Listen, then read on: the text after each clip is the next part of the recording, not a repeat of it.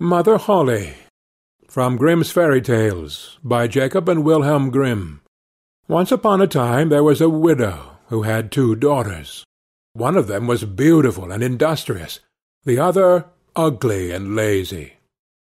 The mother, however, loved the ugly and lazy one best, because she was her own daughter, and so the other, who was only her stepdaughter, was made to do all the work of the house, and was quite the Cinderella of the family.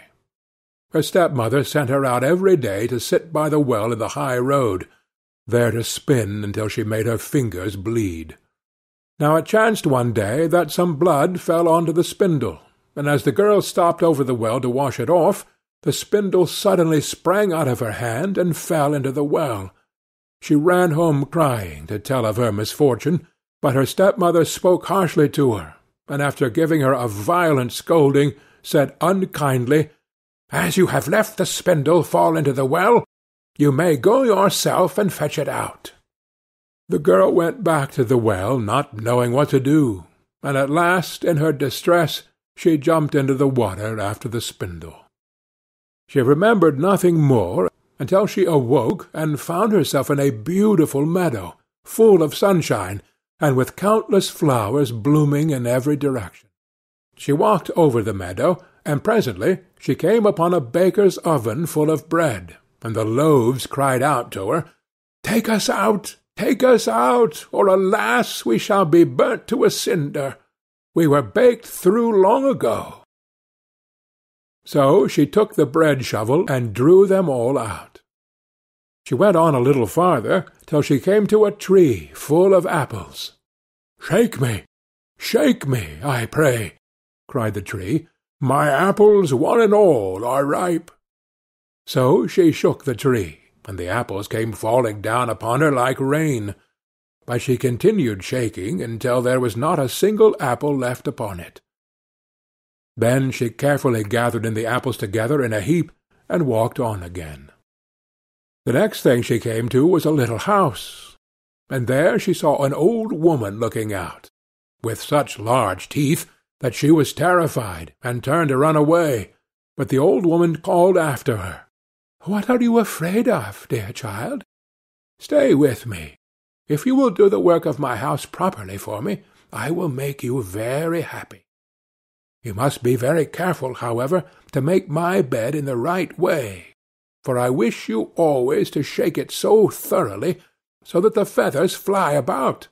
Then, they say, down there in the world, that it is snowing, for I am Mother Holle." The old woman spoke so kindly that the girl summoned up courage and agreed to enter into her service. She took care to do everything according to the old woman's bidding, and every time she made the bed she shook it with all her might, so that the feathers flew about like so many snowflakes. The old woman was as good as her word. She never spoke angrily to her, and gave her roast and boiled meats every day. So she stayed on with Mother Holle for some time, and then she began to grow unhappy. She could not at first tell why she felt sad, but she became conscious at last of great longing to go home.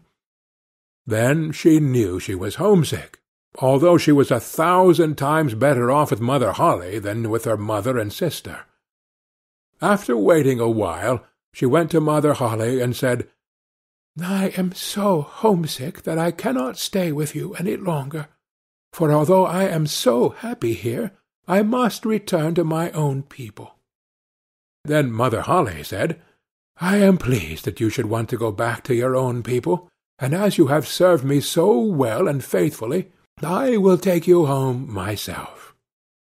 Thereupon she led the girl by the hand up to a broad gateway. The gate was opened, and as the girl passed through, a shower of gold fell upon her, and the gold clung to her, so that she was covered with it from head to foot. And as she spoke, she handed her the spindle which she had dropped into the well.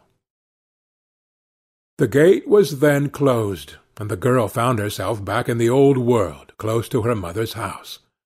As she entered the courtyard, the rooster, who was perched on the well, called out, "Cock-a-doodle-doo! Your golden daughter's come back to you." Then she went to her mother and sister, and as she was so richly covered with gold, they gave her a warm welcome. She related to them all that had happened, and when the mother heard how she had come by her great riches, she thought she should like her ugly lazy daughter to go and try her fortune. So she made the sister go and sit by the well and spin, and the girl pricked her finger and thrust her hand into a thorn bush, so that she might drop some blood onto the spindle. Then she threw it into the well, and jumped in herself. Like her sister, she awoke in the beautiful meadow, and walked over it till she came to the oven. "Take us out, or alas, we shall be burnt to a cinder. We were baked through long ago," cried the loaves as before. But the lazy girl answered, "Do you think I'm going to dirty my hands for you?" and walked on. Presently she came to the apple-tree. "Shake me, I pray. My apples, one and all, are ripe," it cried. But she only answered, "A nice thing to ask me to do. One of the apples might fall on my head," and passed on. At last she came to Mother Holle's house, and as she had heard all about the large teeth from her sister, she was not afraid of them, and engaged herself without delay to the old woman. The first day she was very obedient and industrious, and exerted herself to please Mother Holle, for she thought of the gold she would get in return. The next day, however, she began to dawdle over her work, and the third day she was more idle still. Then she began to lie in bed in the mornings, and refused to get up. Worse still, she neglected to make the old woman's bed properly, and forgot to shake it so that the feathers might fly about. So Mother Holle very soon got tired of her, and told her she might go. The lazy girl was delighted at this, and thought to herself, "The gold will soon be mine." Mother Holle led her, as she had led her sister, to the broad gateway. But as she was passing through, instead of a shower of gold, a great bucketful of pitch came pouring over her. "That is in return for your services," said the old woman, and shut the gate. So the lazy girl had to go home covered with pitch, and the rooster on the wall called out as he saw her, "Cock-a-doodle-doo! Your dirty daughter's come back to you." But try what she would, she could not get the pitch off, and it stuck to her as long as she lived. End of Mother Holle.